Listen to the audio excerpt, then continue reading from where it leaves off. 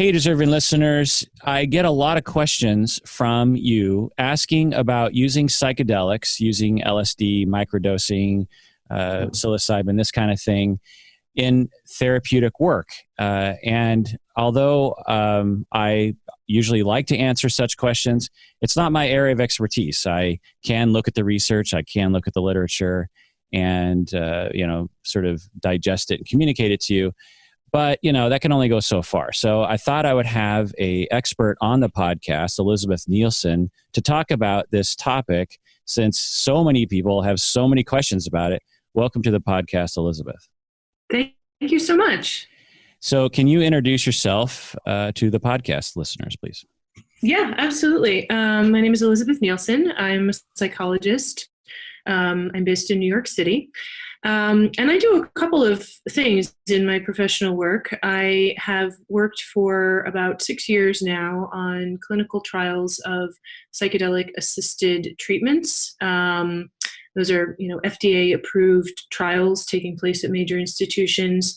I've worked on trials of psilocybin for alcohol use disorder, trials of psilocybin for treatment-resistant depression, as well as trials of MDMA for post-traumatic stress disorder.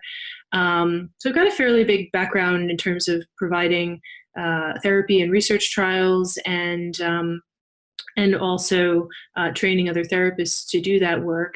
And then outside of that work in private practice, I also work with people, clients, patients, the public to address some harm reduction issues around psychedelic use in other settings, as well as help clinicians get educated about what's going on in the field of psychedelic research and how they can have conversations with their clients about their decisions to use psychedelics or not use psychedelics, or what those experiences might have been like. So I'm doing a variety of things, and I'm hopeful that I can be here and maybe answer some questions and shed some light on some of the mysteries around this field. I am here just sort of representing myself, my own private practice work. Although I have a lengthy history in the research studies, I'm not representing any specific institution or talking on behalf of a study at this point. So how can psychedelics be used therapeutically? You mentioned treatment-resistant depression, PTSD, addiction. Some of our listeners struggle with these things and might be excited to hear about alternatives or others methods to treating those conditions. Absolutely. I mean, I think there's in general a lot of excitement about that. What people may not be so aware of is that there was actually a fairly strong body of research and literature on the use of psychedelics, specifically mostly LSD, dating back from the 1950s and 1960s and early 70s, before the current climate of restrictions were put into place. And so a lot of research was done. A lot of people received these treatments in experimental settings and research settings, but these drugs were never approved for therapeutic use in the way that people are attempting to get them approved now. So more recently, what we're seeing is some small pilot studies that are giving the initial indication that it may be feasible to use psychedelics in a therapeutic setting, so in combination with preparatory and integrative psychotherapy in treatment. But what I really want to emphasize is that when those medicines are used in that way, it's distinct from use in any other setting. So there's this whole psychotherapy container that goes on around it, as well as it's very experimental at this point. I mean, the research is really in its beginning stages, and the data to demonstrate actual efficacy or actually who this might be helpful for and which indications is just still in the process of being gathered right now. So what have you seen in your practice? Do you actually use these methods with your clients? Well, I do in research settings. And there are some great publications that address the way that those research setting psychotherapies are carried out. I can talk a little bit about some of the structures of them. For instance, in in research with alcohol use disorder, people are given preparatory psychotherapy sessions. They're given some actual counseling around changing drinking, and then they're given the psychedelic session with the support of two psychotherapists that have worked with them before and stay with them through the entire session. And then they have a couple of follow-up integrative psychotherapy sessions to help really consolidate those gains, and we call that integration. And it's designed to help people really build the insights and knowledge that they may have discovered during the psychedelic session into the course of their daily life. So to really take action based on the things that they may have experienced or learned during their experience. Yeah, from what I understand, and correct me if I'm wrong, the protocol is that someone signs up for the study and they're saying, yeah, I suffer from ongoing addiction issues and I've tried various different things to stop, and I want to try this other method. And they will have a talk about, their history of psychedelics maybe, but they also talk about with a professional expert about what the psychedelic session is going to be like and what, to expect, so that they don't have a bad trip, as they say. And then you administer the psychedelic, the LSD usually, and then they will have their experience, and there's someone there with them, as you say. You said there's two people with them, correct? Yeah, by and large, research protocols are using two very specifically highly trained therapists that sit with the participant for the entire 8-hour session. Yeah. And talking with them, making sure they don't have a bad trip, that kind of thing. Mm-hmm. And also helping them to maybe explore, is it kind of free associative for the participant, mm-hmm. or are there specific protocol questions they ask?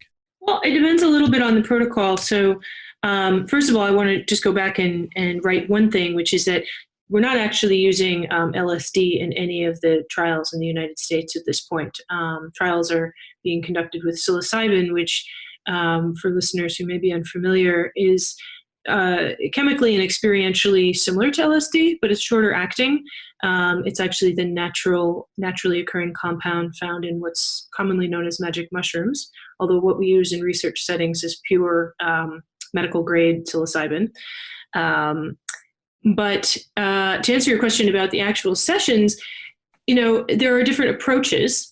For the most part, people are asked to sort of focus on their internal experience, and researchers or people conducting sessions are using eye shades and headphones and sitting with the participant, but really attempting to allow them to take off into their own internal landscape and go exploring to the extent that they're able to let go of being involved in what's going on outside of them in the room, in conversation with the therapist, but actually diving into those internal workings. Now, you mentioned also bad trips, and that's a very sort of colloquial term for often a combination of sort of overwhelming experiences, maybe some fear, maybe some panic, and really in research we've found that we're preparing people to, as best we can, to be open to and accept whatever experience arises. We're doing a lot of things to reassure and reduce fear. We're also, giving this in a research medical setting. So some of the factors that might be scary for people in other settings are not present, right? It's completely legal. There's medical monitoring. All of that stuff is in place. People are very well screened for any health counterindication. And but we do recognize that sometimes people have some difficult experiences.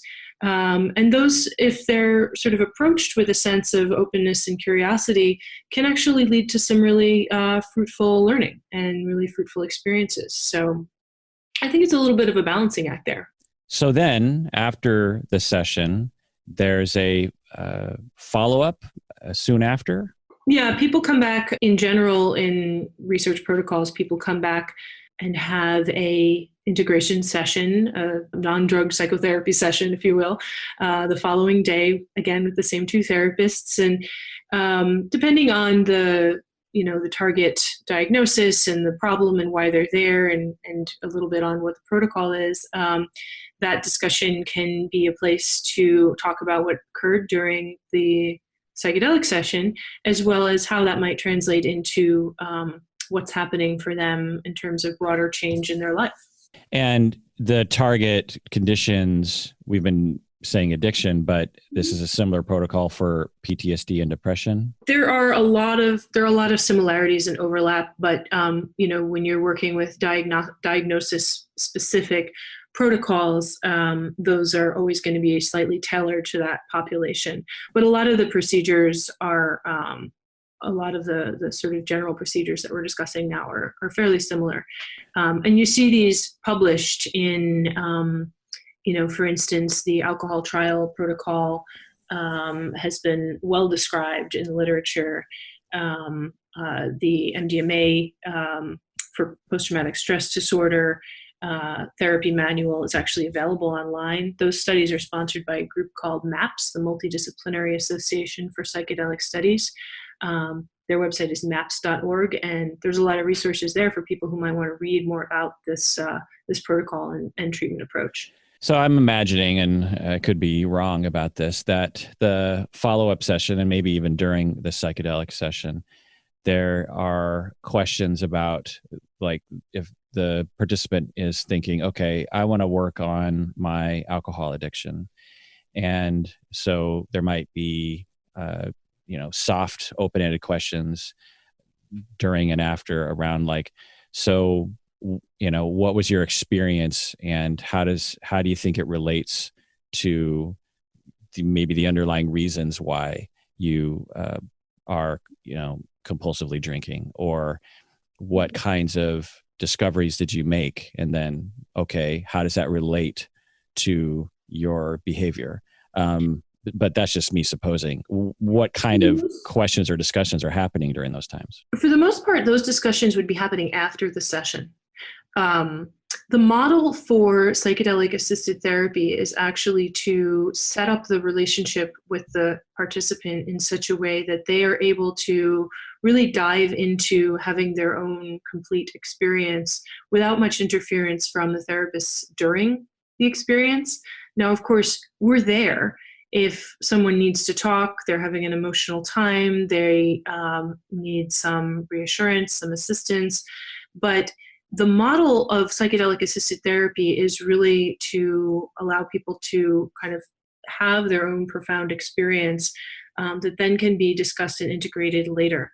There's another model that people may be less familiar with, which is called psycholytic therapy, where usually lower doses would have been used to help people be able to have a more open frame of mind, perhaps some changes in perception and cognition, but really to be able to engage in psychotherapy during the active acute psychedelic drug effects. And that model was used and tested during the 1950s and 60s. It was developed at that time, and it was put into practice. But that, for the most part, is less of what we're doing now. We're really usually focusing on allowing people to have that full psychedelic experience and then bringing it back and discussing it later. Yeah, so I'm trying to imagine what it would be like, or what a possible result of this would be like for someone. And I'm thinking, like, afterwards, they are thinking, it's not uncommon. I've heard it from a lot of people just recreationally, their experiences with psychedelics, and they'll say things like, well, I just opened up this whole new way of looking at the world and myself, and I carry it with me now. There'll be people that will say, I only used LSD 3 times and it was 10 years ago, and I still carry those wisdoms with me to help me in my life. It helps me to see that I'm connected to the universe in a way that isn't always intuitive, or it makes me realize that there's a higher purpose to everything, and I don't need to worry quite as much about the day-to-day things, that worry is what led me to be, having mental illness symptoms or addiction compulsions. And with that wisdom, one, I can allow myself to occasionally have a drink, or two, I am not stressed out to the point where I need a drink. Are these the kinds of things that people are saying? I mean, just as one micro example. So I think it may be actually helpful here to shift into talking about working with people who have had experiences outside of the research, which is something that I do in private practice, and have worked on developing a training program for therapists to learn also how to be able to do, because we do know that a large, fairly decent percentage of people, it's been quoted as somewhere around 10% of the population of the United States, have had experiences with psychedelics. And many of those people, may come into therapy and have something like what you described, and would like to be able to discuss it, or maybe feel that they've learned something really valuable from it. So that's a known phenomenon. I mean, our position is really that, from a harm reduction standpoint, there is reason to be able to be curious about those experiences and bring those experiences into psychotherapy, should someone want to. Yeah, but I'm still making a lot of assumptions, and I'd rather have you tell me what the research is finding in terms of, with the participants, what are they saying? I don't know the design of the research that you're referring to, but the research that I would come across, they're trying to reduce symptoms. They're trying to see, does this protocol actually reduce the symptom, right? The target symptom. And of course, it's hard to know why that's happening. But so what are the people? Is that the large scale comparison studies, like larger scale placebo double-blind trials, by and large they're not finished yet. They haven't been done yet. What we're really looking at is results from small scale pilot studies. So for instance, pilot studies where 10 people came through the protocol, everybody got open label psilocybin, and by and large we did see vast improvement. There was a publication of that a couple of years ago that I've spoken about at several conferences, and we do see reductions in drinking. We do see reductions in both heavy drinking and overall drinking days. We do see, across the board, very positive outcomes. But those aren't large-scale comparison studies. They're not double-blind. We don't know how much of that is placebo effect, and those sorts of things, or how much of that is would also be accounted for by placebo effect if somebody ran the whole protocol exactly the same but without the psilocybin. That's what's actually being tested right now. So this research is really in its infancy. There are a couple of great qualitative publications where people have talked about their experience, and the profundity of the insight is really astounding. From my own observations and from reading a lot of these reports and transcripts and things that I've worked through and published on, people are really feeling a profound shift in their internal state, their internal relationship to their drinking, and that is related to the change that they're feeling. But we don't really have such solid data as far as exactly what kinds of experiences people need to have, or to what extent the subjective experience is, how it's exactly translating into change. I think that's, it'll be great to be investigating that for the next 30, 40 years at least. But that's really in its very beginning of our understanding. Yeah. And I appreciate your tentative scientific responses that, tells me that you're a responsible science communicator.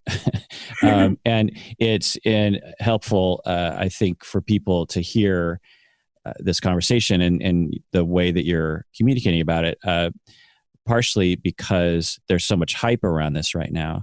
A lot of people on the internet are saying like there are, or even news articles with titles like, magic mushrooms cures addiction. Scientists prove that LSD can cure your PTSD.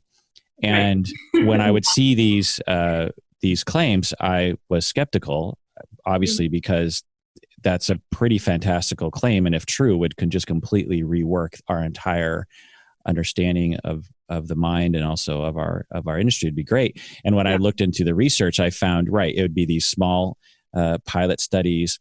I mean, partially because the government has been suppressing these kinds of research investigations, legal reasons, funding reasons. And so we're essentially back in the 50s with regards to our, data gathering. We have tons of data on Prozac, but not a lot of data on this yet. And you're saying, well, we just have to be careful about any broad claims we make. We need bigger studies. We need more time. It might take 30, 40 years for us to know. And so a lot of my response to people when they would ask me questions, upon the, little bit of investigation that I did, I came to the conclusion of like, well, we just don't know yet. Is it possible that these substances can help some people?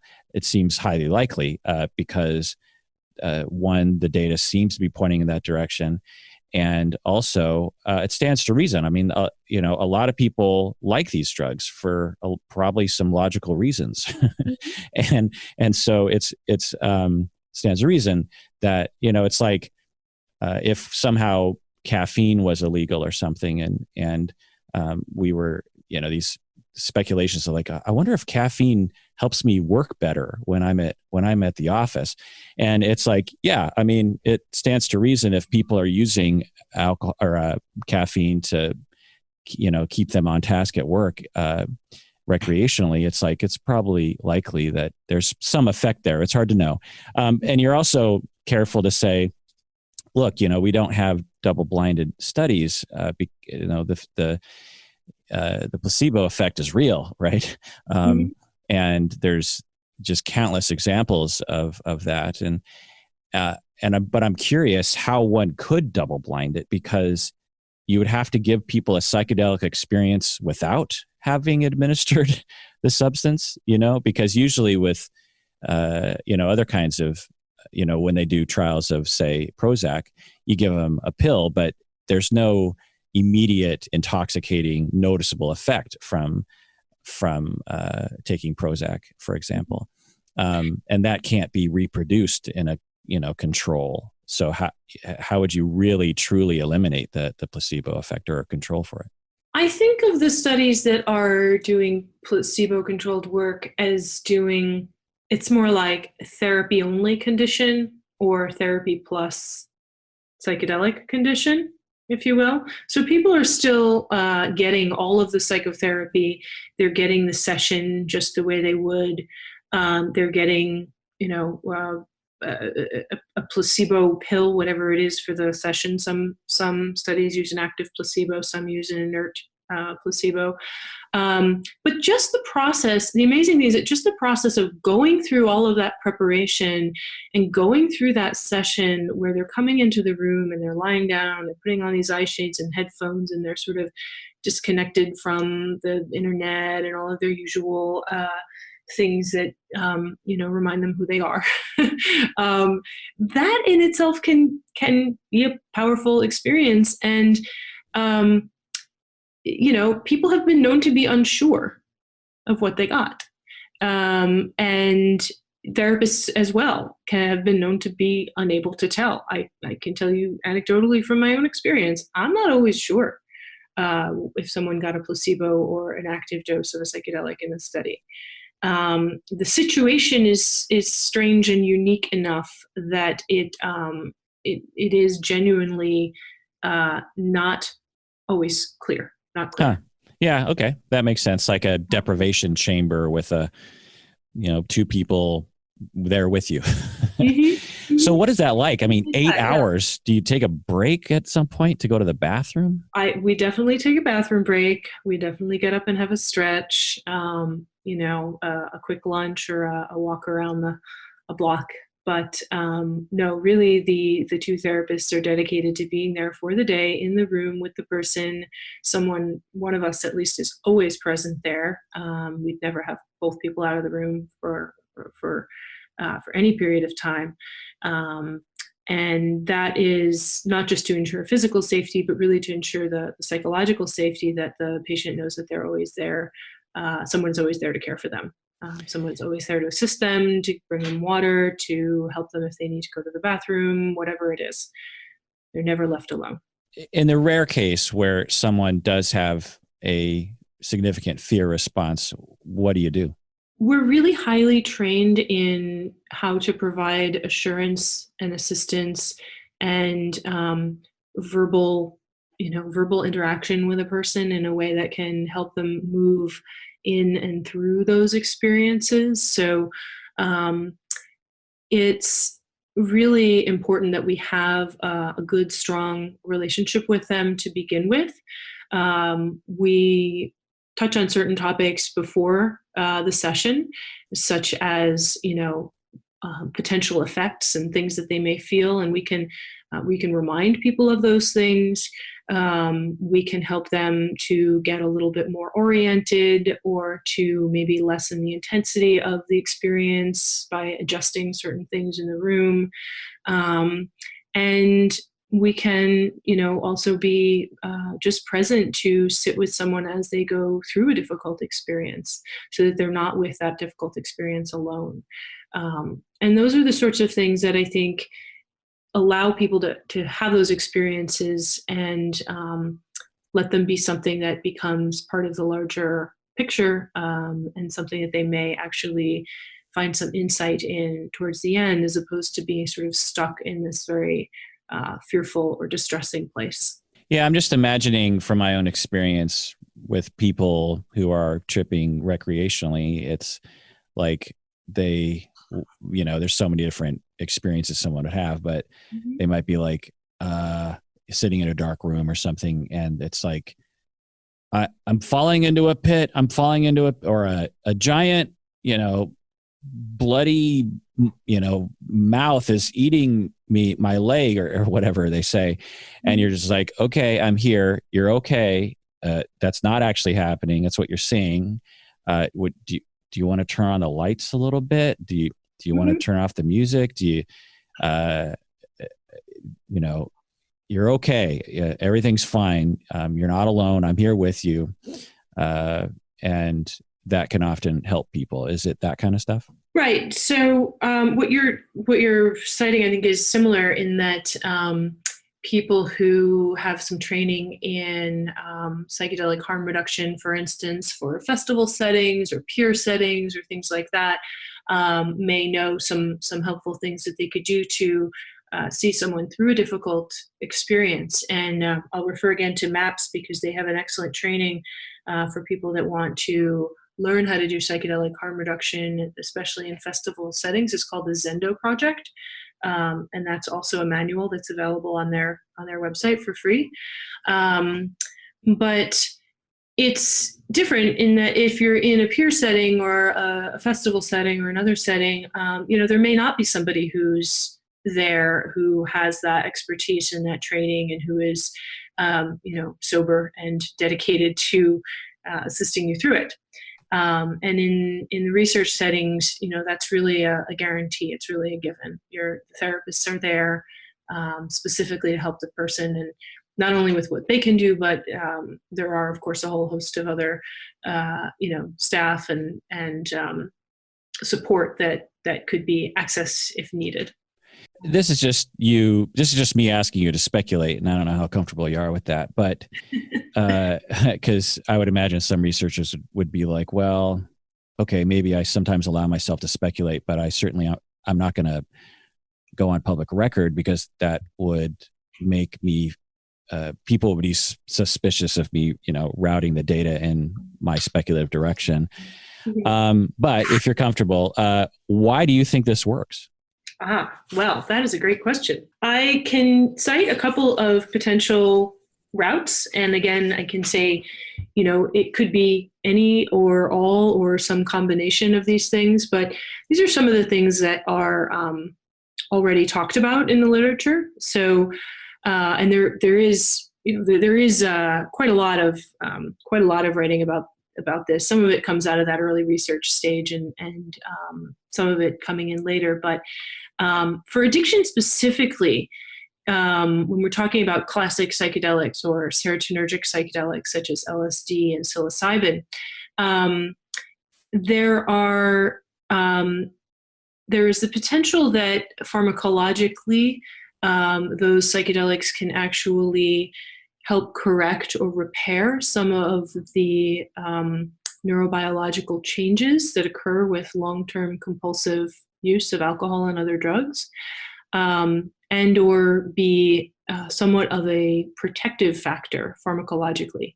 Now, the neurobiological end of this is not my main expertise, but population studies and studies of groups such as syncretic churches, where a brew, which is a sacrament which contains a naturally occurring compound, which is also in the same pharmacological class, is consumed on a weekly or biweekly basis by a large population, such as the entire congregation of the church. People have actually studied the health outcomes for those groups and demonstrated lower than would be expected rates of alcohol abuse and other types of problems. So we know that there may be some relationship there, just in terms of drugs in that class having a protective factor or some sort of factor that reduces the tendency towards addictive problems. Couldn't that also just be experiential? I mean, if they're having a group trip into the universe, the euphoria that one experiences can maybe hold them through the difficulties of life where they don't have to turn to substances to cope. Do you know what I mean? Potentially, but from the pharmacological level, I think that there is actually reason to believe that those compounds in that class are protective of developing or help with healing from the damage done by compulsive alcohol use. And does that have to do with serotonin? I mean, that might be a simple question, but yeah, it has to do with how the serotonin system gets regulated over time with compulsive addictive behavior, and how classic psychedelics can help in a corrective way for that system. Okay. There's some research on this was conducted by Dr. Charlie Grobe, who is at UCLA. And if you look up something called the HOSCA project, you'll find some papers on that. They actually went to visit groups that were using these medicines in a traditional context and did not only interviews but actual biomarker measures to determine this trend and this pattern. So that's been fairly well established. Now, the other component of it is if you look at things like the traditional approach to healing from addiction and the tenets of Alcoholics Anonymous specifically, they talk about having a spiritual experience as a key factor in healing from addiction, healing from alcoholism, right? And some of the earliest research and some of the most well-established research, especially with psilocybin, demonstrates that it can occasion a mystical or mystico-mimetic is a word sometimes people use, experience in a laboratory setting when given in the presence of supportive psychotherapists or supportive guides, that is profound and lasting and on par with mystical experiences that have been had in other contexts or for other, engendered in other ways, such as through prayer or through meditative experiences and things like that. So it's possible that subjective experience actually does contribute to putting people on the path towards healing from addiction.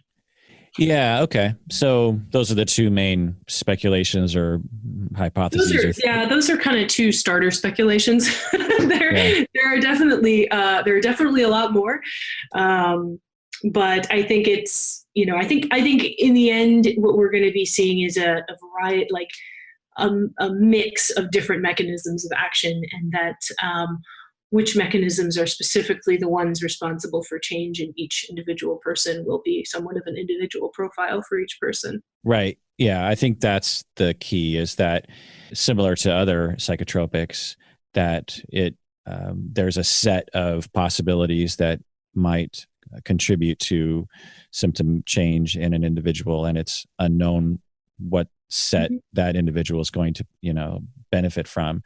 And based on previous research, pretty solid or consensus understandings of serotonin, and it stands to read. That's why when people were kind of surprised that psychedelics were helping, I was like, well, from my memory and from, biology classes and psychotropic classes, I remember, these psychedelics having something to do with serotonin and other kinds of processes that were similar to other prescribed medications that are affecting the brain in at least a related way. And so it makes sense that psychedelics could either benefit in a similar way or in a related way. It's well known that SSRIs can help with addiction, for example, and that involves serotonin system in the brain. And so a sort of controlled dose, if you will, of serotonin action in the brain might have a similar effect for people. But it also stands to reason, the second speculation of, being connected to the universe is a profound experience and hard to quantify, of course. But people will say, as I was saying earlier, I tripped 10 years ago at Burning Man, and every, few days, I remember what happened during that moment for me. And it puts things in perspective and really helps me. I'm really glad that I went through that. I don't want to do it all the time, but, maybe never again, but, that time, really helps me. Similar to, I, meditated for a week in India, and I carry that with me. Or I climbed Mount McKinley and was looking out over, the state and all the earth I could see before me. Or the birth of my child, or the, I don't know, just various different experiences that are well reported. All the poets and all the songwriters, or I fell in love and that redirected my life. Absolutely. Yeah. The profundity of that experience really does, we know from both research trials as well as survey data and follow up with people who've had experiences in other settings, that it really does stay with people, and it really can be a moment of pivotal change. Do the news headlines bother you? No, but I think sometimes, as you alluded to before, they can be overgeneralizations, and they can be a little bit misleading. Yeah. I'll often see people in private practice who are coming in and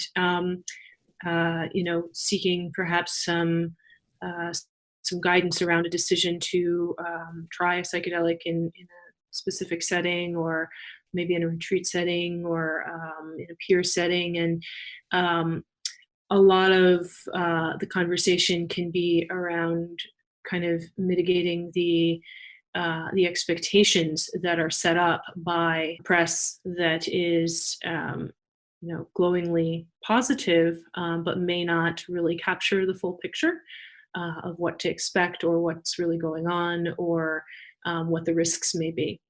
The other symptom or condition that I see in the research literature is around end of life, and how psychedelics are used to help people with their well-being as they prepare for death themselves. And they find for some people, they will, after having one of these psychedelic treatment sessions, will be more at ease with the process of dying. Do you have any familiarity with that research? Yes, and again, that was research that initiated in as a potential indication in the 1950s and 60s, and there were some, there was some experimentation with classic psychedelics, mostly LSD, for that particular use. The research that was conducted more recently, it was a study that was conducted at two sites at Johns Hopkins and at NYU. It was published in 2016. And that research, it was actually a psychotherapy study where they gave people psilocybin in the context of psychotherapy that was designed to help elicit and address and discuss and integrate insights around end-of-life issues, or anxiety related to a cancer diagnosis was actually the indication in that particular study. And again, it was a small pilot study, but the results were positive. I mean, people saw some really profound positive changes. It's something to be cautious about, because it's not really enough, or results of a long enough duration to have an indication and an approval for that use. But it certainly contributes to the pool of knowledge that we have about this medicine and how it might be used in order to help people that are suffering in that way. And my sincere hope is that the rest of the research that would be needed to demonstrate that it could be used safely and reliably for that particular in that particular way can be conducted, such that it will become available, because certainly adding stress and anxiety to an end-of-life care situation when someone is really struggling to cope with that diagnosis and that knowledge, it really, really affects not just that person's experience of their own death, but the experience, I think, of everyone around them, all of their family and caregivers. And I think there's a great potential for improving offerings for people in that situation. Yeah, I completely agree. I really hope that, one of the barriers is societal and governmental and political, cultural resistance to this. And it's ridiculous. And it that has to stop. I suspect it will. Trends are heading in that direction. Legalization of marijuana seems to be at the sort of at the chevron of movement, or more a grown-up understanding of these substances. We don't have to have a Nixonian idea of these substances, and it totally stands to reason, especially as more people become atheistic, more people become atheists and don't believe in an afterlife or don't believe in a God. Where religion may have provided those experiences for people in the past, it's harder to have that experience maybe for some people. And so having this tool to connect people with the universe, for lack of a better phrase, it totally stands to reason. You'll hear people, whether end of life or not, with a having it, like I said, climbing Mount McKinley, or their child being born. These are profound experiences that psychology often doesn't really focus on, as a thing to try to harness for the betterment of human beings. And I think that psychedelics might be, involving that for a lot of people. So what about when people are talking about microdosing? What's that all about? So microdosing is another area where I think perhaps the perception of what research exists, or the safety of that practice has been misestimated. So I'll talk about that a little bit.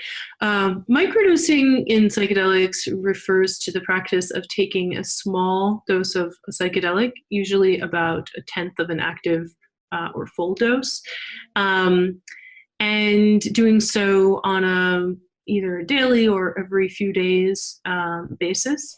You'll hear people say that microdosing is taking a sub-perceptual dose.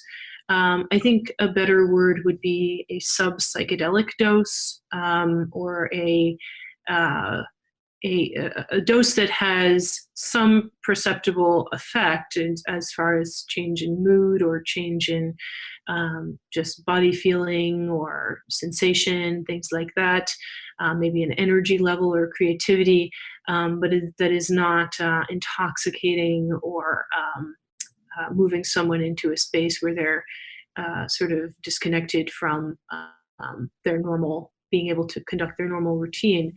And that dose is going to be, mean different things for different people. The practice of microdosing really came to light and was initially, I think, documented and researched by a psychologist by the name of Jim Fadiman, who is based in California. And he has recently meaning in this recent resurgence of psychedelic research, he's designed a way to study microdosing by essentially coming up with a protocol for how often and what kinds of things people might record about their microdosing experience, and allowing people to self-select and submit their own data about their own experiences. And he's collected quite a large body of literature and of experiences, and has compiled and written and published and spoken about this. And it makes, quite a compelling case for the fact that this is something that's happening. It's being documented, and the people that are documenting it and sending in these reports are really reporting some positive changes. But what's really important to remember about that is that it's self-selecting, not blinded, so no placebo-controlled studies. So it's all self-report data from people that are, choosing to do this on their own and know that they're doing it, and doing it with the expectation of a positive result, right? Right. But it is very interesting. I mean, it's fascinating, and it's wonderful, and really a testament to his dedication to the field, that he's been able to gather so much documentation about this practice. Because of the fact that psychedelics are so closely regulated and controlled, and right now the way things are for research study, the therapists need to stay with people who take psychedelics in the research setting for the duration of 8 hours after they take the psychedelic.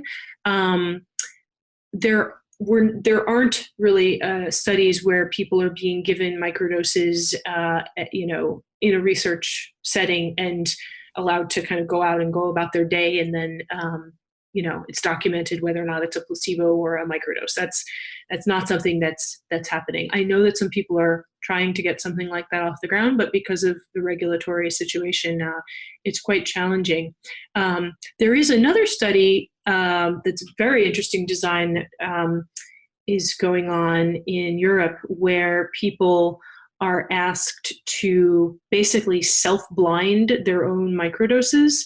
So if they're going to be microdosing, they're given a formula, like a printable document where they can label their doses, and they create their own placebo doses and their own microdoses, and then they mix them all up, and there's a coded way that they're able to take a random selection of those doses and report back to the study which coded envelope they took, so that the study knows which dose they took on which day, but the participant doesn't actually.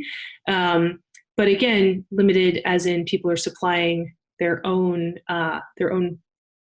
actual psychedelics to participate in the study. And so also, self-selecting as far as who's going to be doing that.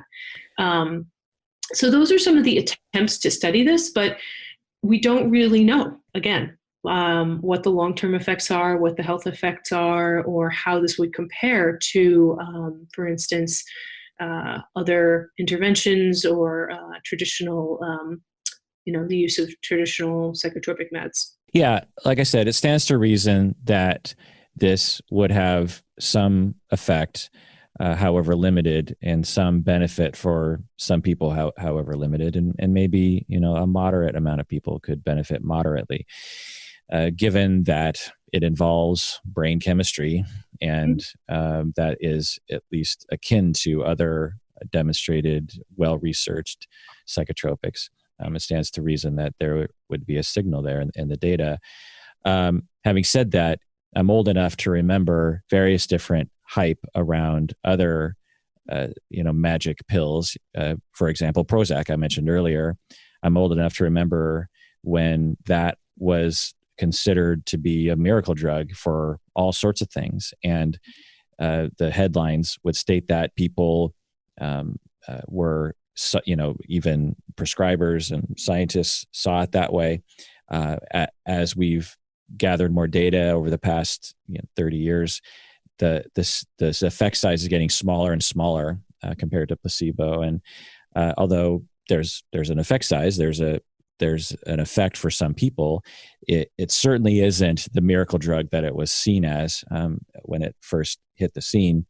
And I don't know if that's what psychedelics will experience in terms of the data over the next 30, 40 years, but it certainly seems possible. And obviously I have no idea, but I'm just, when I start hearing these headlines and I start hearing because I remember people anecdotally talking about, and I don't doubt their experience, and I'm not necessarily accusing them of being subjected to a placebo effect, but it just seemed like the rhetoric among clinicians and among scientists and among the media around Prozac had a very similar beginning to the way psychedelics has, and it also just seems like there's a certain amount of people out there who just like the idea of psychedelics as a regular part of their life, or as a nice thing, for society or something. And I just feel like there's, and you're, very responsible in your language and your practice. And so I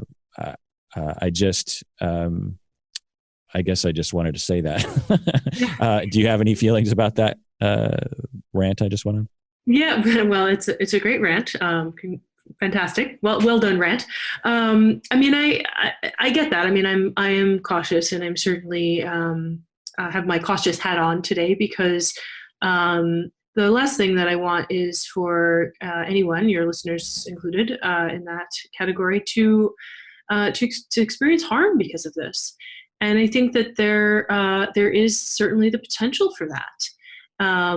The harms of psychedelics are not the same kinds of harms that we see in relation to, alcohol use and opiates and, maybe even other psychotropic drugs that could have some really profound neurological problems and things like that associated. But there really is a potential for harm, especially with use in uncontrolled settings or around people who may be unsafe and inexperienced, or for people who have some real, psychological struggles and difficulties, for whom psychedelics can be a profoundly just disorienting or dysregulating experience.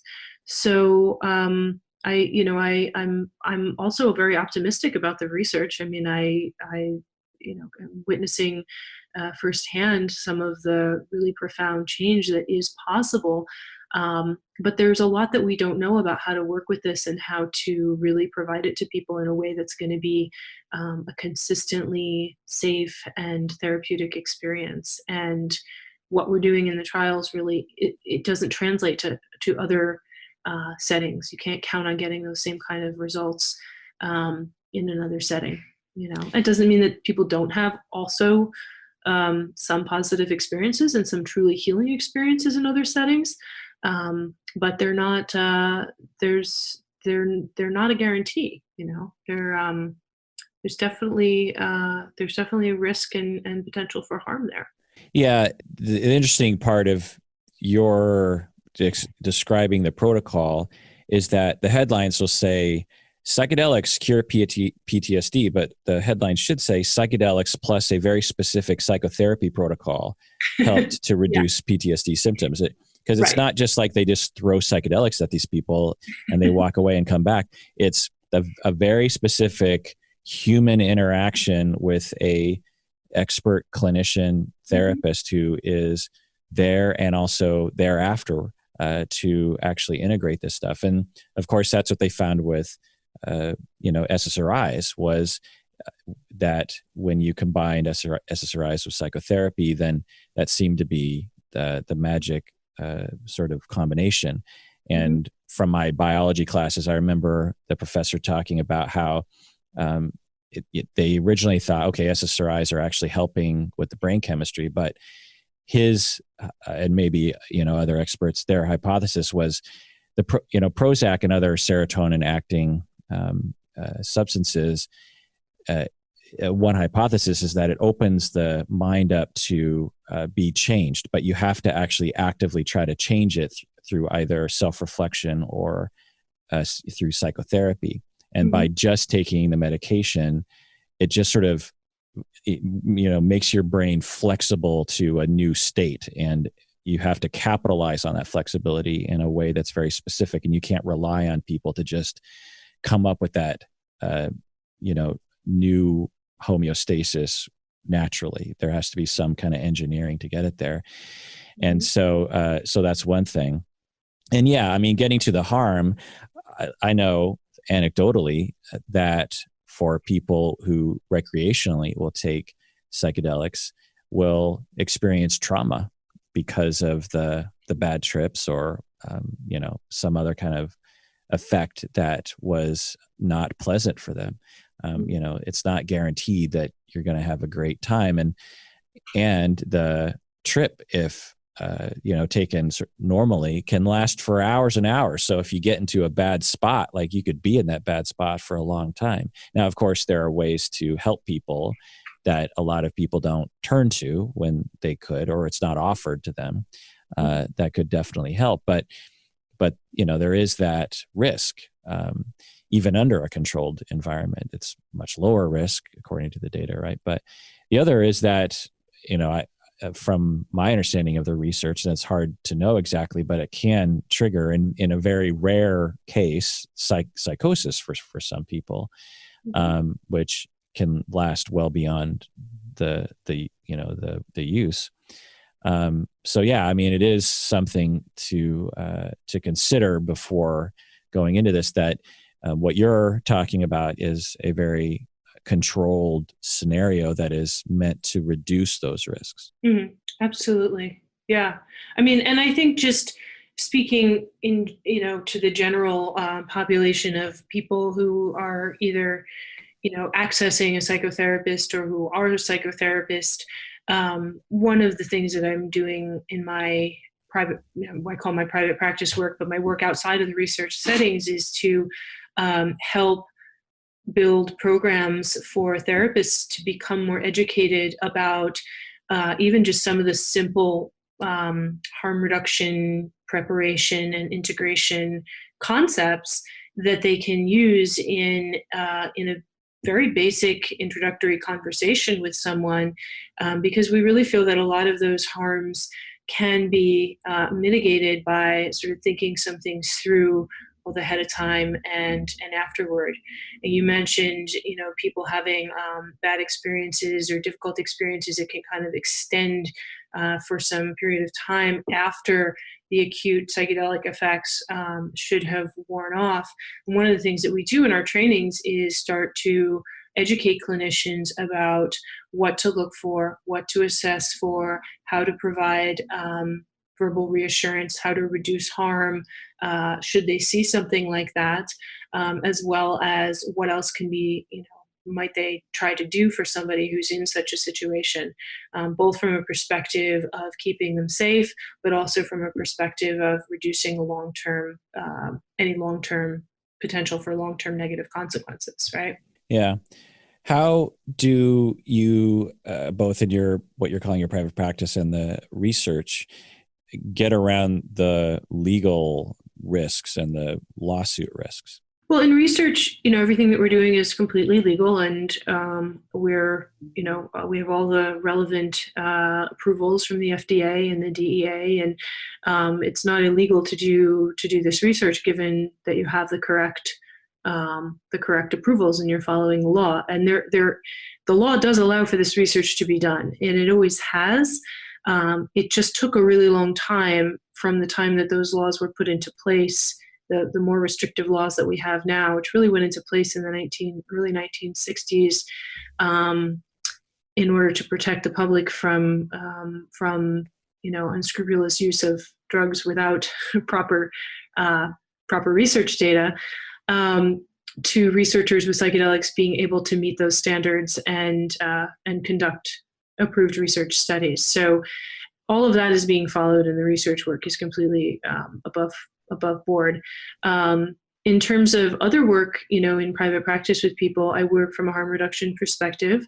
I don't refer anyone for psychedelic therapy underground. I don't refer people to retreat centers that are offering psychedelics, or in any way, offer or indicate or recommend or suggest or anything like that, because my position is that, if this is a decision that someone wants to make, that it's their decision, but it's not something that I can recommend as their healthcare provider.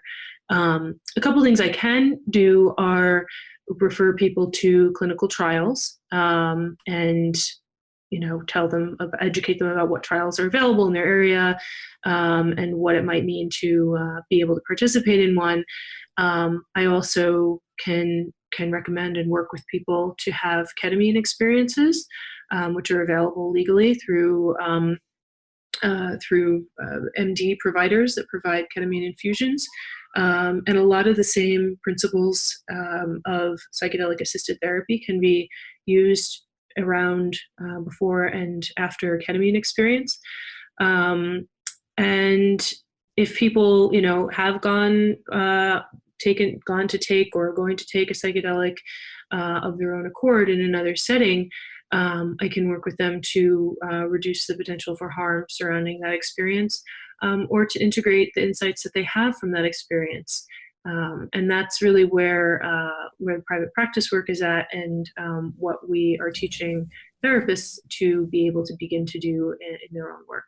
So by harm reduction, I'm guessing what you are referring to is someone knows that you are open to discussing the use of psychedelics recreationally, not prescribed by you at all and not recommended by you, but they know that you're, that's your focus, and they say, okay, this therapist is open to this, and I want to explore this. She knows the research, and they, I guess technically speaking, recreationally but they're trying to do something with it. They're trying to reduce their depression. They're trying to address their addiction. They're trying to help with some trauma or something, or some other issue. And they will take the psychedelic on their own.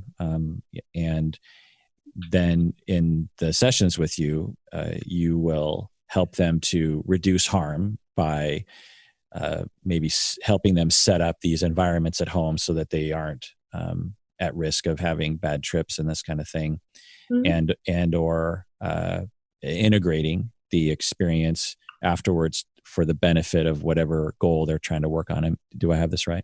Yeah, I mean, that's a fairly good description of it. I mean, what's one of the things that's always important to convey to people is that there is no there's no way that we can or would be reproducing what happens in the research, because what we're doing is a harm reduction around them having, making their decision to have their own experience, as opposed to engaging them in psychedelic assisted therapy. But I think that there's a lot that can be done as far as helping people to, make balanced decisions, consider the risks and benefits of deciding either way about something, maybe considering alternatives, maybe getting educated about ways to keep themselves safe, or about potential backup plans, safety plans, and things like that. So there is actually quite a lot that can be done there. And I think that for people who understand and want to sort of make their own autonomous decision, that a harm reduction therapy approach is extremely helpful. Our harm reduction background comes really through Dr. Andrew Tatarsky and the Center for Optimal Living in New York, a place that my business partner and I worked for several years and received some training and supervision. And his model is called integrative harm reduction psychotherapy. And it really integrates psychodynamic therapy principles with harm reduction and mindfulness and other ways of supporting people in examining their relationship to a substance or drug that they might use or consider using, as well as bringing the relationship with the therapist into the picture for support and guidance, and building the client's autonomy around their own decisions. And for those who don't know what harm reduction is in general, if I might quickly summarize it from my understanding, is that for a long time in the chemical dependency world, abstinence was the recommendation, and for many people, the only answer to having a life that wasn't without troubles. Right. And then harm reduction came along and said, okay, yeah, abstinence can be very helpful to a lot of people, but for some people, this other model of not necessarily accepting that abstinence is the only answer, that maybe talking openly about the substance use and its effects and reducing harm. Maybe it's through moderation. Maybe it's through the circumstances under which you use, or even the specific substances you use. Right. And there has been traditionally tremendous controversy in the chemical dependency world between these two camps, because for the abstinence only camp, this is perceived by some to be just an excuse for addicts to continue to use and to play around with their lives in some ways. Whereas harm reduction people are just trying to look at, when they look at the data, and they're just trying to be more realistic about for some people, not only because for some people it's really hard for them to quit, but for some people it's actually not a problem for them to, overall to use occasionally. It's, obviously individual basis, but that's what harm reduction, the field, in general is. How do you think about malpractice, as a fellow practicing clinician, and as someone who supervises a lot of paranoid supervisees and trains a lot of paranoid trainees. I imagine a lot of listeners are like, wait a second, like, how do you, I mean, I'm worried about losing my license if I accept a gift from a client, for crying out loud. Like this woman's like supervising these people using drugs, like LSD, like, holy crap. What do you do? Well, first of all, one thing I make clear to all of my patients in private practice, and I'll just iterate right now that my private practice is tiny at this point, just because of so much teaching and training and research responsibilities. But I initially learned and trained in a harm reduction model. This is going back, I don't even want to say, an embarrassing number of years, a while ago. But right since the beginning of even my, master's level clinical hours, and, before I was even going into my PhD program, I was thinking about ways and practicing training in environments where harm reduction was supported and welcomed and used. And so right off the bat, was working with and comfortable working with people who were not necessarily abstinent from all drugs and alcohol as a prerequisite requirement to be in therapy. So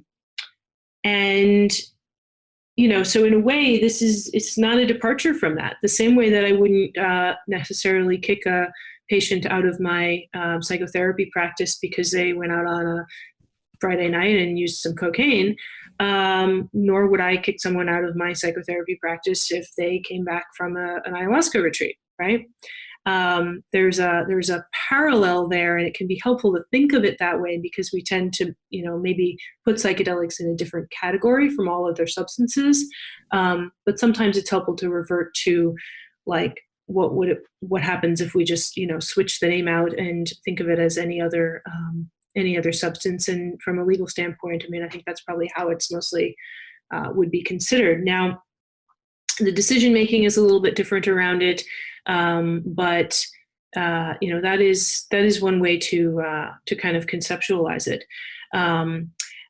I think the idea that people any drug use and all drug uses of any kind, psychedelic or otherwise, is bad, and people shouldn't be.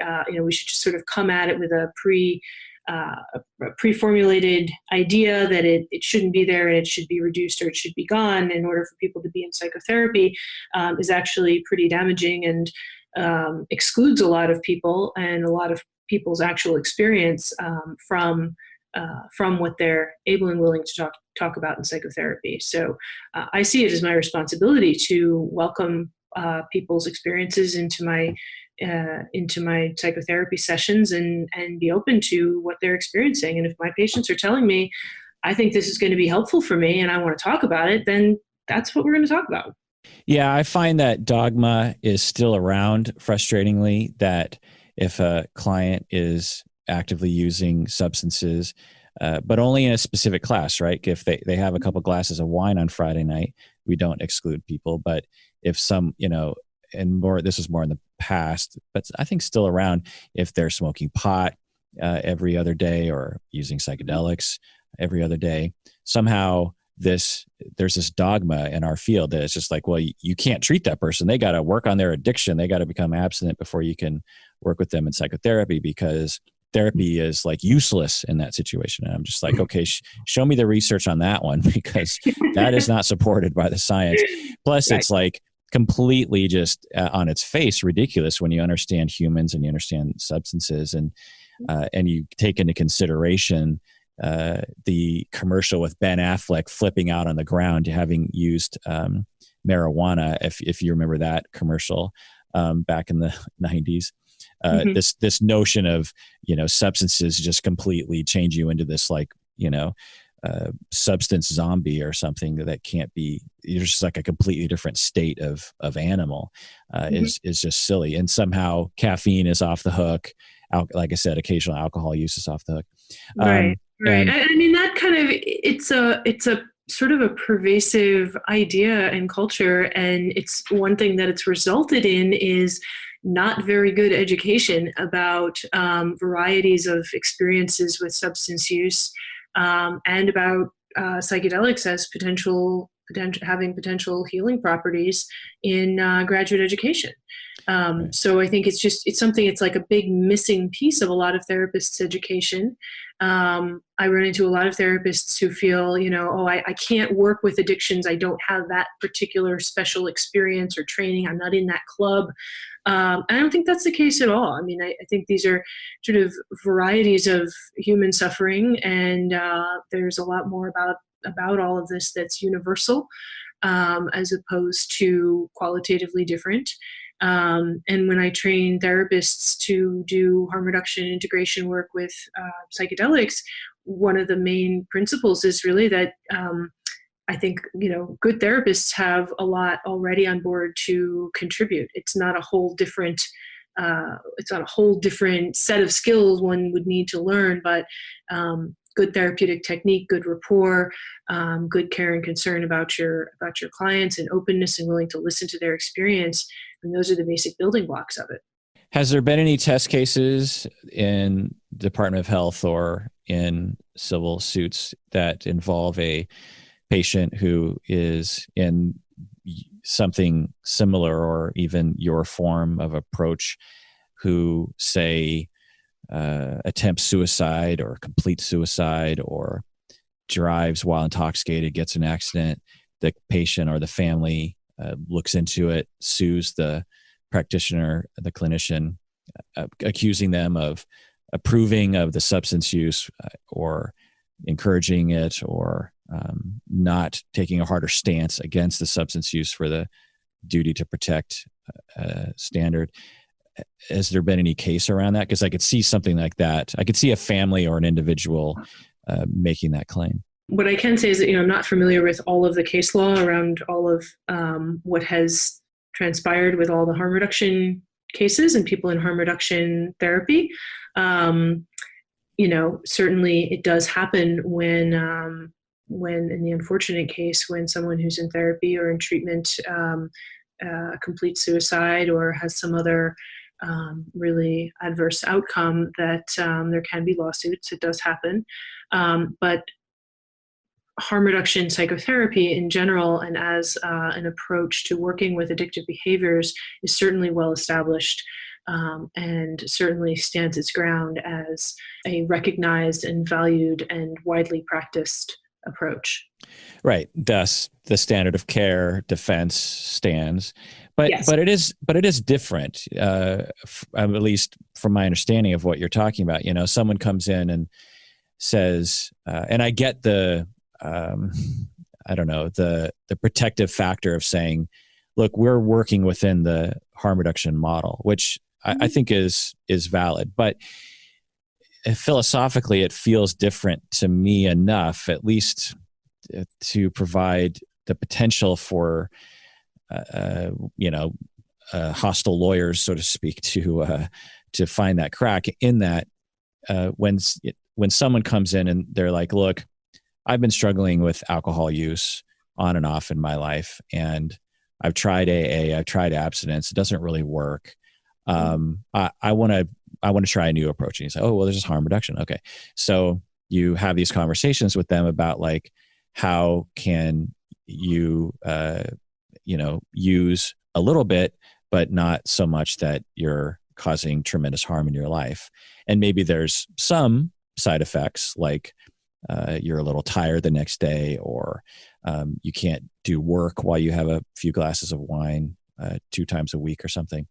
So that, it's not without its negative consequences, but you get the benefit of the fact that you're not white knuckling it. You're not, shaming yourself for quote unquote relapsing. And, there's all these kinds of ways. So, it's a kind of a very simplistic harm reduction example, but what you're talking about is different. You're talking about, okay, you're using, psychedelics. Obviously, I'm not going to dictate your life, and what kind of approach do you want to have? And the person's like, well, I want to occasionally use, and I want to talk about it with you as a way of integrating those experiences as to better my life in one way or another. And so you're, in a sense, it's at least perceived by the client that this psychedelic usage outside of therapy is, in essence, an adjunct to therapy. So to me, it is philosophically different. I do respect and would defend the usage of the harm reduction umbrella standard, because I do think it does apply in essence, but it is kind of different, don't you think? I see it as an extension of the underlying harm reduction principles, and maybe actually a selection of them. But one thing that might also be helpful to consider is what would be the opposite, right? So the opposite might be, not providing any psychoeducation, telling the person this is not something you should do, really like making a very clear, taking a very clear prohibitive stance about it. And from our perspective, that has the potential to actually do harm, right? Because then they're less likely to learn ways to protect themselves. They're less likely to engage in a really thoughtful consideration of it, or engage in some really balanced decision making.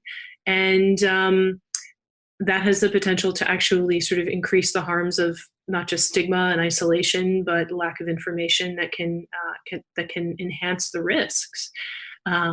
So I feel much better that I'm able to provide people with some education and some ways of making a more suitable decision, as opposed to just coming out as from a prohibitive stance, which is probably going to put them in a place where they're less likely to be able to take care of themselves. Yeah. And, I don't want to hammer on this too much, but I just find that for me, since I don't do this work, I tend to rail against society in these ways. If someone said, I want to talk about going hiking once a week and how those experiences are helping me with my goals in therapy. And so, therapist, you're a hike focused therapist. Mm-hmm. Every session I'm going to talk about my hike that I went on Sunday, and I'm going to talk about how, I thought about this and I ran into these people and I saw a elk and it just helped me in this way. And I meditated on the death of my parents and I want to talk about that. We don't have to frame that in a harm reduction model, right? We're just like, great, your life is your life. Are there risks to hiking? Yeah. But I'm not in the business of telling people what to do or telling people how to live their lives. So, do you know the risks, fella? Yeah, I know that. Okay, fine. Let's talk about it. Somehow when it comes to psychedelic exploration for people, we have to frame it in this way in which it at least gives the impression, or the very real action of us cautioning people against the ill effects of the substance, even though it's an adult doing something. You know what I mean? Absolutely. And that's something that is very well, I think, very thoroughly discussed and very openly discussed in the harm reduction psychotherapy setting, and certainly documented that it's discussed. But, one thing that might help to mention is that oftentimes what people come to us with questions about doing is not actually illegal. People are coming to us with questions about, for instance, taking a psychedelic that is would mean going abroad to take it in a retreat setting where it's simply unregulated, or it's legal but not actually a medical use situation. So there's a lot of sort of gray areas around that we can help people to understand what that means. What does it mean to go somewhere where this particular compound is not regulated, and what might they expect? Also to help evaluate, the other people that might be providing it to them and might be there with them during said experience.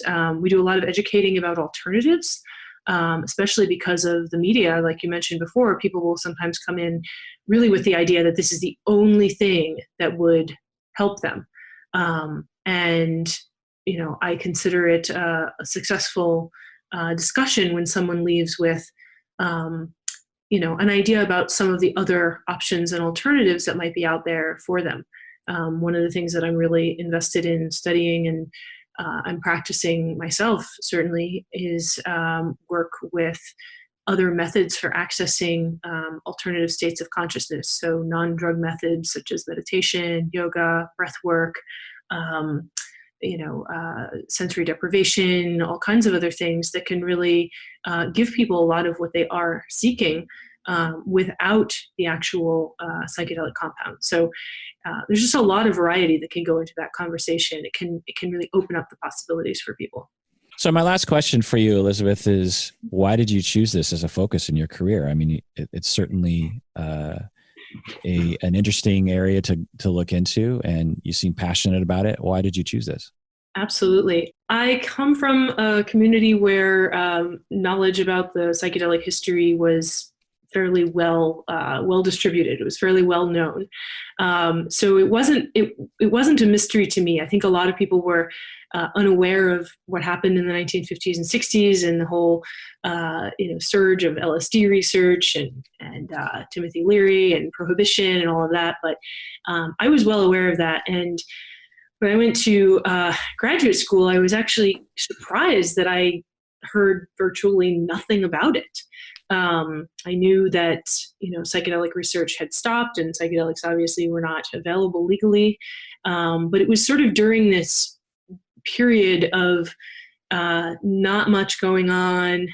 Maybe a few studies had restarted, but they were so small and obscure that I certainly had no way of hearing about them until I was just a few months away from defending my dissertation, my doctoral dissertation. And I had studied a lot of different approaches to working with addictions and harm reduction and mindfulness-based approaches, a lot of things that were in some way related, but I didn't quite have the full picture yet. And I received an email through my state psychological association listserv, which if every therapist is not already connected with your state psychological association or similar group, this is a real reason to be. A local institution was looking for someone to join a study as a therapist. And it was very clearly a psilocybin-assisted treatment study. They were looking for a lot of the things that I had on my, checked off on my years of experience. And it just seemed like the perfect fit. It was like an immediate click for me. This makes perfect sense. Yes, I was like, where have these people been? I'm so glad that this is happening.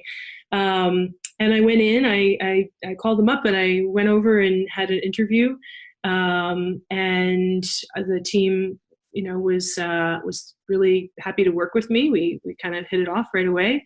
And from there, it was just a long, slow process of patience and training and returning and, keeping up with all kinds of different requirements and credentials and, institutional trainings and specific research trainings and to eventually be able to build, this is, 6 years later, a really full-fledged, full-time career in both clinical research, private practice, and education. So I know that there are a lot of people out there that are really, really interested in this field.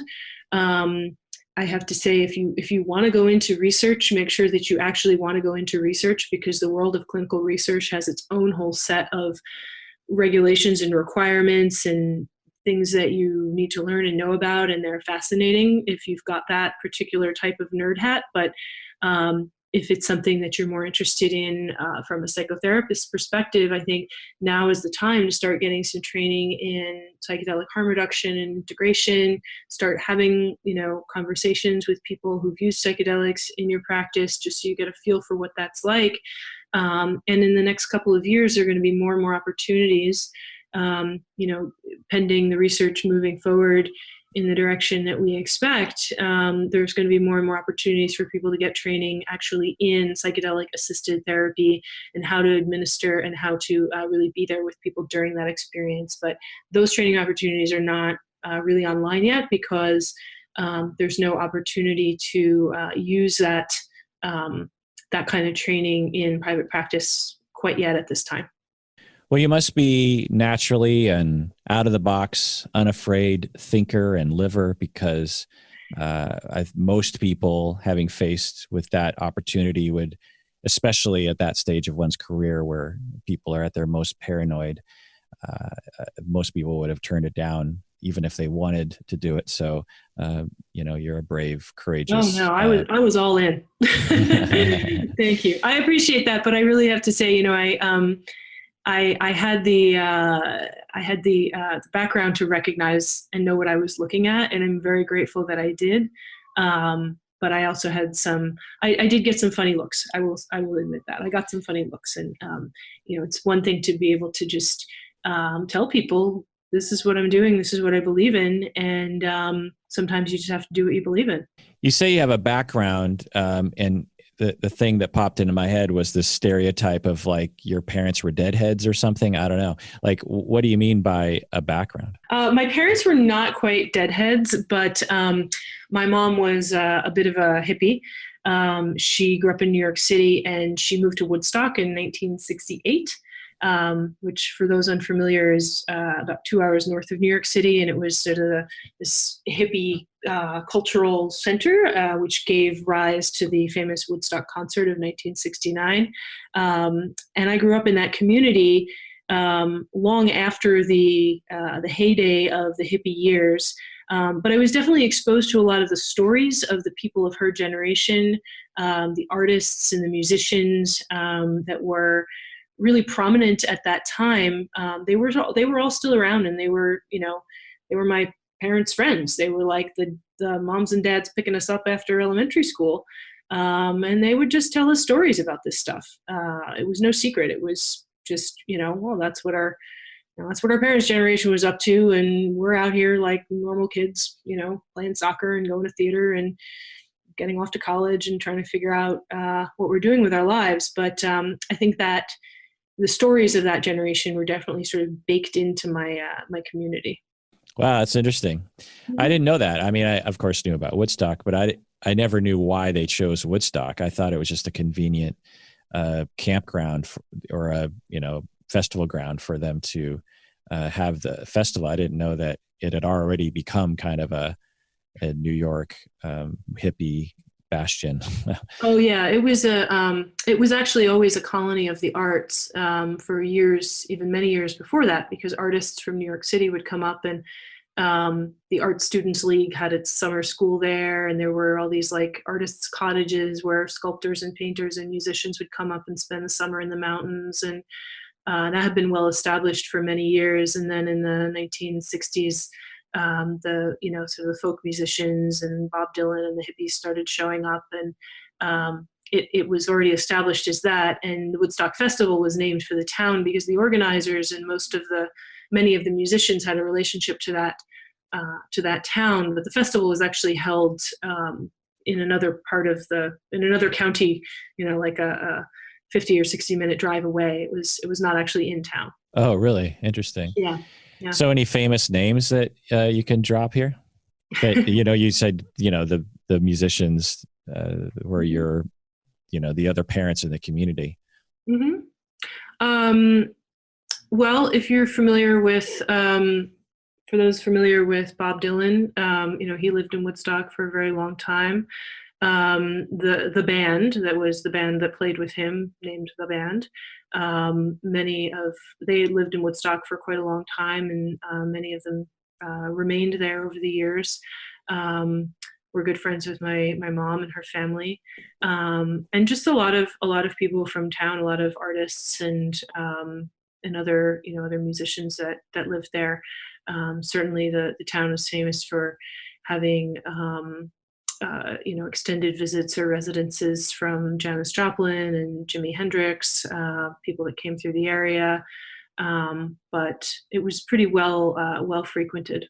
Yeah, I mean, it's just a perfect story, the kid from Woodstock becomes a psychologist and and does good by the community. It oddly enough, though, it wasn't my goal to get involved in psychedelic therapy. I didn't even know it would be an option by the time I got that far, 15 years out into adulthood, and it sort of just landed in my inbox. But so it's a bit of a coincidence, but definitely not a far-fetched thing for me. Yeah.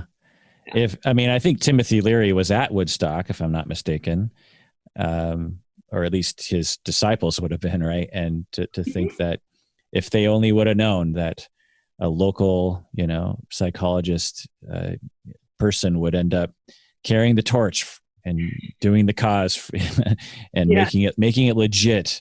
Absolutely. That's pretty interesting. What a lot of people might not know is that Leary was a psychologist. Yeah. And a professor at Stanford. He was at Harvard. He had a fascinating career, fascinating life, really one of my favorite topics in history. It's a lot of fun to read about, but his mansion in the 1960s, after he left Harvard, his mansion was actually in Millbrook, New York, which is about a 45-minute drive south of Woodstock. So he was in the area, but he wasn't actually living in town. Didn't he spend time in prison because of his advocacy in the 60s? Absolutely. Yeah. He was in prison. He was in jail in California. He escaped, and he was he escaped from prison? Yeah, he escaped from prison in California, and then he was recaptured somewhere in Europe. And I apologize, I don't have the story so fresh in my mind, but he was recaptured. Nixon was very determined to bring him back and get him back into prison. And he actually served quite a substantial amount of time in solitary confinement. Wow. He was at Harvard for about 2 years. And while he was there, he specifically, decided to make psilocybin and LSD research the main focus of his interest, and conduct research with those drugs while he was there. But it was really after he left Harvard that he became sort of this outspoken advocate for widespread LSD use. But he certainly had an extremely interesting life, and I mean, much has been written about it, and I think we're starting to understand things a little bit better in perspective. But I feel for years he was sort of scapegoated as the reason that psychedelics were prohibited. But history actually indicates that there were multiple factors that contributed to that, and his sort of outlandish, outspoken nature made him like a sensationalized character, who it's easy to sort of pinpoint as, it was this guy's fault. But he actually contributed quite a lot to the cause for LSD and was pretty well respected by a lot of people. Still is. Was he the one who said tune in, turn on, drop out? Yep, that was him. Yeah. He also said something to the effect of LSD has the remarkable capacity to cause great panic in people who've never taken it. Interesting. Well, Elizabeth, it's been fascinating. We branched off into a lot of areas that I didn't expect to. And you certainly seem like a very responsible science communicator, which I appreciate greatly. And it's an exciting field. Where can people find you, not only as a therapist, a clinician, but also as a trainer and as maybe an advisor for people wanting to get into the research? How can they find you? The best way to find me is through my website, which is the name of my training and education program is Fluence. And the website is Fluence8, that's the digit 8.com. So Fluence 8.com. And on that website, you'll find a lot of information about different training programs. There is a form to contact us, as well as an email, an info email, and a phone number. And all of that contact stuff works.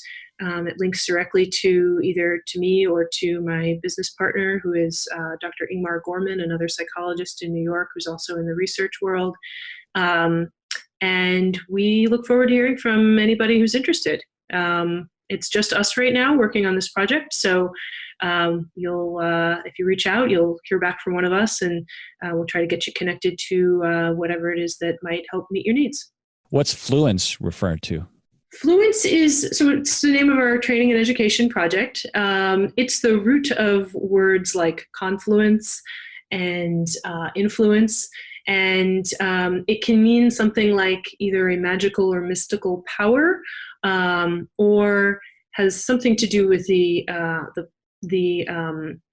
measure of intensity of an electrical current, or the density of particles in an electrical current.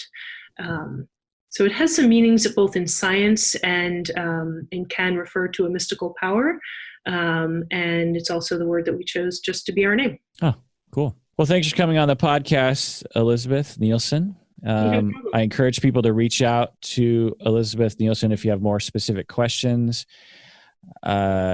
She is offering quite a service to you in that way. I know a lot of you have very specific questions and want to know more. And so it's great that Elizabeth is offering herself up, at least to redirect you to the right answers. And that's Thanks, fantastic. Tom.